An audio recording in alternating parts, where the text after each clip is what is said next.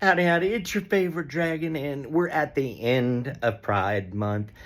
And I thought I would read one of my favorite poems by Walt Whitman from Leaves of Grass.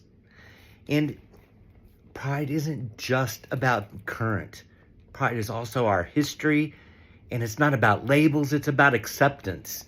So nobody shows more feeling than Whitman.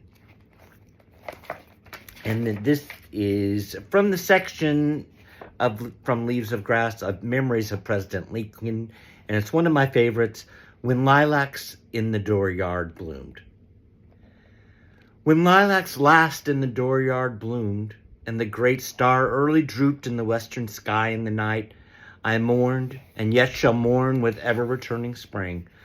Ever-returning spring, Trinity sure to me you bring, lilac blooming, perennial and drooping star in the west, and thought of him I love.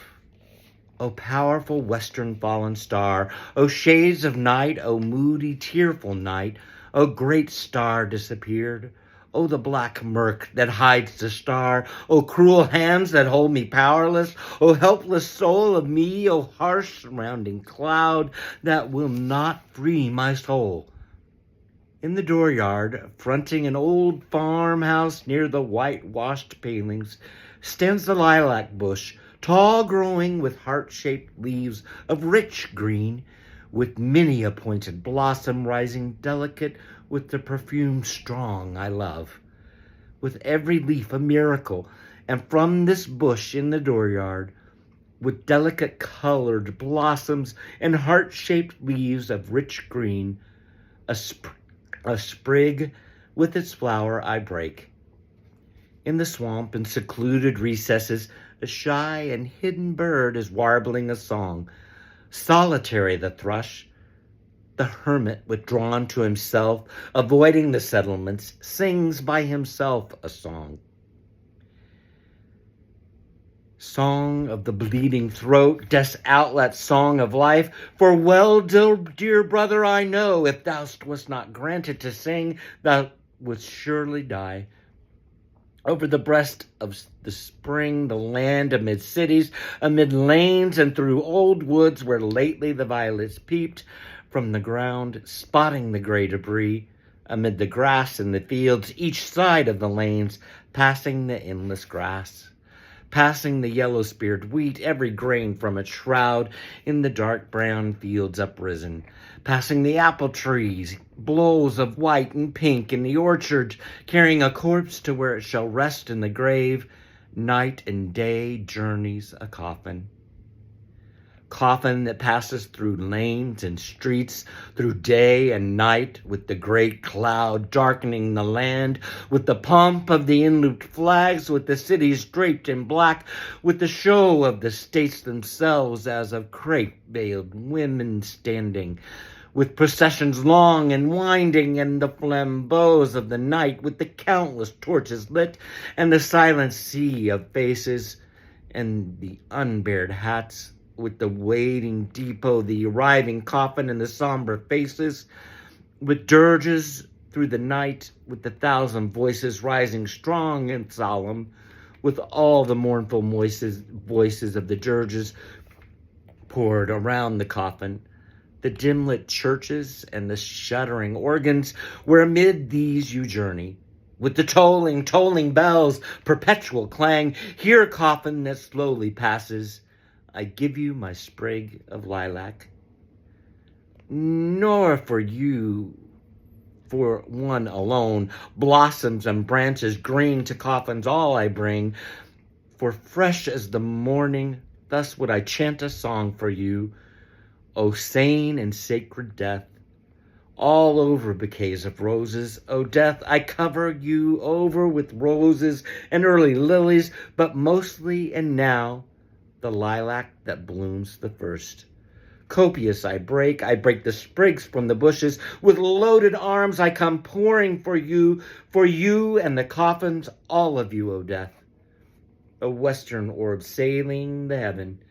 Now I know what you must have meant as a month since as I walked in silence the transparent shadowy night, as I saw you had something to tell as you bent to me night after night, as you drooped from the sky low down as if to my side, whilst the other stars all looked on, as we wandered together the solemn night, for something I know not what kept me from sleep. As the night advanced, and I saw on the rim of the west how full you were of woe, as I stood on the rising ground in the breeze in the cool, transparent night, as I watched where you passed and was lost in the netherward black of the night, as my soul in its trouble dissatisfied sank, as where you sat orb concluded dropped in the night and was gone. Sing on there in the swamp, O singer, bashful and tender. I hear your notes, I hear your call. I come presently, I understand you. But a moment I linger for the lustrous star that has detained me, the star my departing comrade holds and detains me. Oh, how shall I warble myself for the dead one there I loved? And how shall I deck my song for the large, sweet soul that has gone? And what shall my perfume be for the grave of him I love? Sea winds blown from the east and west, blown from the eastern sea and blown from the western sea, till there on the prairies meeting, these and with these and the breath of my chant, I'll perfume the grave of him I love. Oh, what shall I hang on the chamber walls? And what shall the pictures be that I hang on the walls to adorn the burial house of him I love?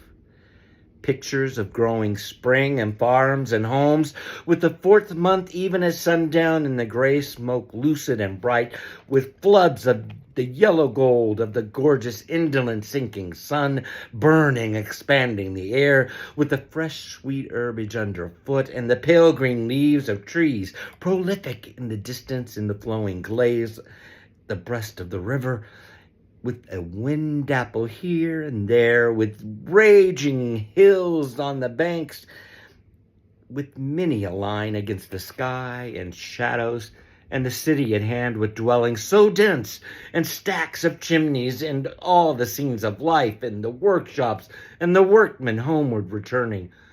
Lo, body and soul, this land, my own Manhattan with spires and the sparkling and hurrying tides and the ships, this varied and ample land, the South and the North in the light, Ohio's shores and flashing Missouri, and ever the far-spreading prairies covered with grass and corn, lo, the most excellent sun, so calm and haughty, the violet and purple morn, with just felt breezes, the gentle soft-born measureless light, the miracle spreading bathing, all the fulfilled noon, the coming eve delicious, the welcome night and the stars, over my cities shining all, enveloping man and land.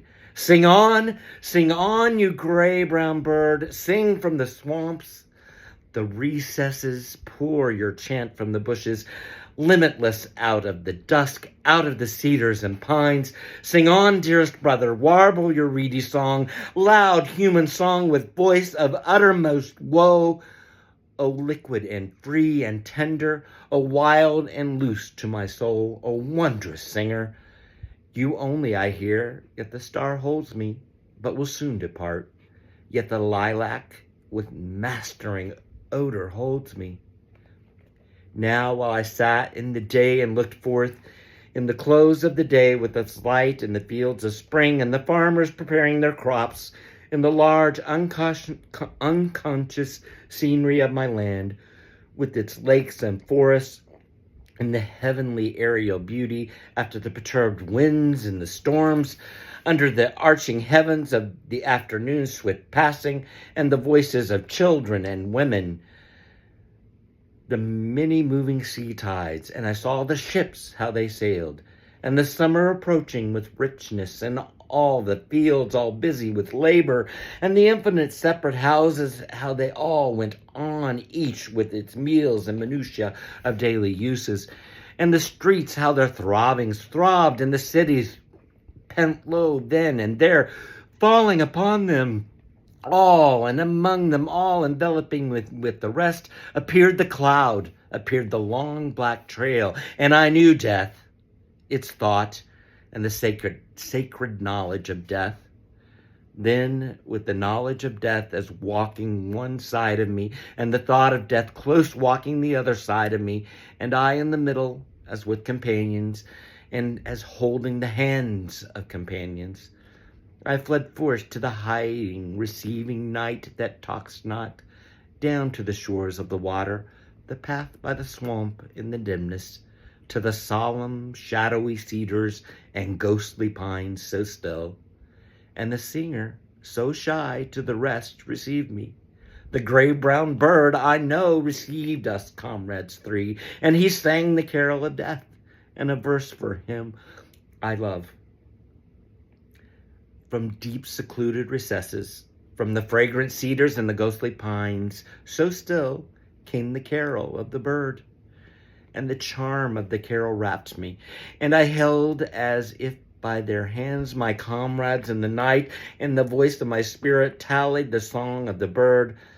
Come, lovely and soothing death, undulate round the world serenely, arriving in the day, in the night, to all, to each, sooner or later, delicate death. Praise to the fathomless universe for life and joy, and for objects and knowledge, curious, and for love, sweet love. But praise, praise, praise for the sure and winding arms of cool, enfolding death. Dark mother, always gliding near with soft feet, have none chanted for thee a chant of fullest welcome? Then I chant it for thee. I glorify thee above all. I bring thee a song that when thou must indeed come, come unfaltering. Approach, strong deliveress. When it is so, when thou hast taken them, I joyously sing the dead, lost in the loving, floating ocean of thee, laved in the flood of thy bliss, O death. From me to thee glad serenades, dances for thee I purpose, saluting thee, adornments and feastings for thee, and the sights of the open landscape and the high spread sky are fitting, and life and the fields and the huge and thoughtful night, the night in silence under many a star, the ocean shore and the husky whispering wave whose voice I know, and the soul turning to thee, O vast and well-veiled death, and the body gratefully nestling close to thee. Over the treetops I float thee a song, over the rising and sinking waves, over the myriad fields and the prairies wide, over the dense-packed cities and all the teeming wharves and ways, I float this carol with joy. O joy to thee, O death! To the tally of my soul, loud and strong, kept up the gray-brown bird, with pure, deliberate notes spreading, filling the night. Loud in the pines and cedars dim, clear in the freshness moist and the swamp perfume, and I with my comrades there in the night. While my sight that was bound in my eyes unclosed as to long panoramas of visions, and I saw askant the armies. I saw in noiseless dreams hundreds of battle flags, borne through the smoke of the battles, and pierced with missiles I saw them, and carried hither and yon through the smoke, and torn and bloody, and at last but a few shreds left on the staves, all in silence, and the staves all splintered and broken. I saw battle corpses, myriads of them, and the white skeletons of young men. I saw them. I saw the debris of all the slain soldiers of the war, but I saw they were not as was thought. They themselves were fully at rest. They suffered not. The living remained and suffered. The mother suffered, and the wife, and the child, and the musing comrade suffered, and the armies that remained suffered. Passing the visions, passing the night, passing unloosing the hold of my comrade's hand, passing the song of the hermit bird and the tallying song of my soul, victorious song, desolate song, yet varying, ever-altering song, as low and wailing, yet clear the notes, rising and falling, flooding the night, sadly sinking and fainting, and is warning and warning, and yet again bursting with joy, covering the earth and filling the spread of the heaven, as that powerful psalm in the night I heard from recesses. Passing, I leave thee, lilac with heart-shaped leaves. I leave thee there in the dooryard blooming, returning with spring. I cease from my song for thee, from my gaze on thee in the west, fronting the west, communing with thee, O comrade lustrous with silver face in the night. Yet each to keep, and all retrievements of the night, the song, the wondrous chant of the gray-brown bird, and the telling chant, the echo aroused in my soul, with the lustrous and drooping star, with the countenance full of woe, with the holders holding my hand, nearing the call of the bird, comrades mine and I in the midst, and their memory ever to keep, for the dead I loved so well, for the sweetest, wisest soul of all my days and lands, and this for his dear sake, lilac and star and bird, twined with the chant of my soul, there in the fragrant pines, in the cedars, dusk and dim. And I leave you with that.